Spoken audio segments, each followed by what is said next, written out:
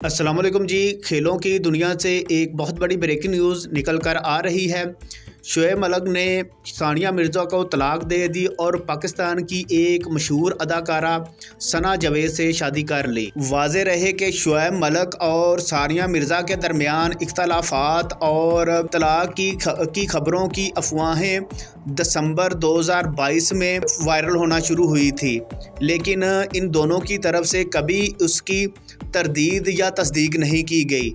लेकिन अब वो सच साबित होकर सामने आ गई हैं। तलाक के साथ ही दोनों में अलहदगी हो गई। शोएब मलिक और सानिया मिर्ज़ा का बेटा वालिद के साथ रहेगा या वालिदा के साथ।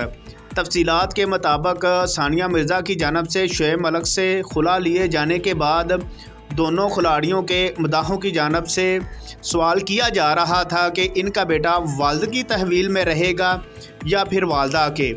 ARY न्यूज़ के मुताबिक ख़ानदानी ज़राए ने बताया है कि अलहदगी इख्तियार करने के बाद शोएब मलिक और सानिया मिर्ज़ा का 6 साला बेटा वालिदा के साथ रहेगा।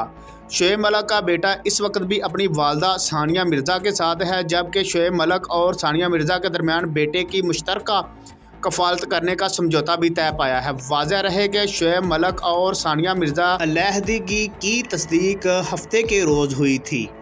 चैनल को लाइक और सब्सक्राइब करना मत भूलें। अल्लाह हाफिज़।